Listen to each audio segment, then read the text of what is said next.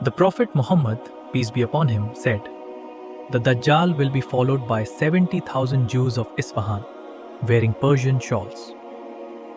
Have you ever thought about the logistics of this hadith? How will this happen? Is the hadith coming true right in front of our eyes? Isfahan is a huge area in Iran.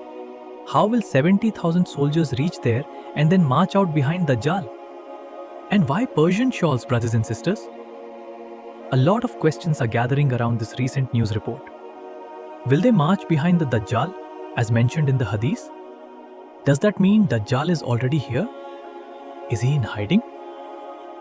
Let's try to make sense of all these things bit by bit. The hadiths do point toward a possibility of a massive regional shift.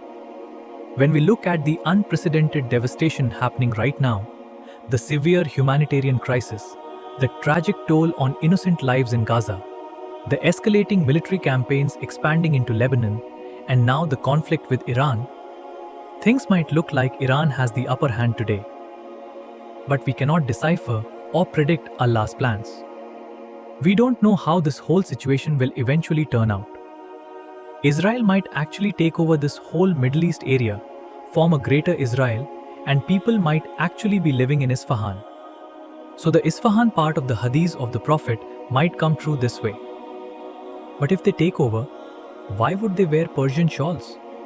Why would they be adopting the Iranian culture? Isfahan is one of the major strategic cities of Iran, a center connected with military infrastructure, politics, and technology.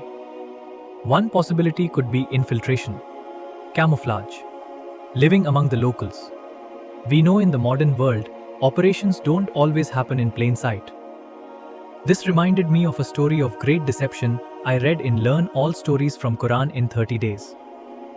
When Musa went to Mount Sinai, Bani Israel was left behind for some time. And among them was a man called Samiri. What is interesting is that Samiri was not an outsider attacking them openly. He lived among them. He understood their behavior, their emotions, their weaknesses. And slowly, quietly, he manipulated them. He collected their gold, melted it, and made the famous golden calf. Then he deceived the people until many of them began worshipping it. An entire nation that had just witnessed the miracles of Musa, people who literally saw the sea split in front of their eyes, were still deceived from within by one manipulative individual living among them. This is how Fitnah often works. Not always through open war. Not always through armies.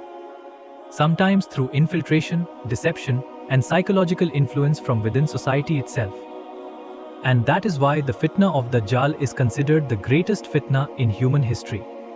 Because deception itself will become so powerful that people will struggle to separate truth from falsehood. And the signs of this time are accelerating.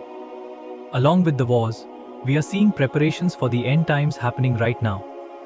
The age of the red heifers is exactly perfect for their sacrifice this year, in 2026. If they lose this window, God knows how many more years they will have to wait for the next red heifer ceremony. So the ceremony is definitely moving forward, and we know what that means for the rebuilding of the temple, right? These are all speculations, brothers and sisters. We know who the biggest planner is. Our small minds and intelligence cannot even imagine how the words of the Prophet will come true right in front of our eyes. But still, the signs that are coming right in front of us are so many that it is very hard to ignore the fact that we might be heading towards the great battle, the arrival of Dajjal, and the end of times way too soon.